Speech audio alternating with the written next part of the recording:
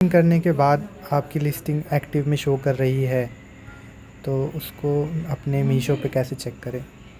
Meesho application पे check करने के लिए ये मान लो मेरी एक लिस्टिंग है, मैंने फ़ोटो पे क्लिक किया, इसके बाद इस फ़ोटो पे क्लिक करेंगे, देख लो ये फ़ोटो पे क्लिक किया मैंने, प्रोडक्ट डिटेल्स आई एंड इसके बाद वापस से हमें इस पिक्चर पे क्लिक करना है। इस पर क्लिक करेंगे, यहाँ पे एक नंबर शो करेगा, ये नंबर।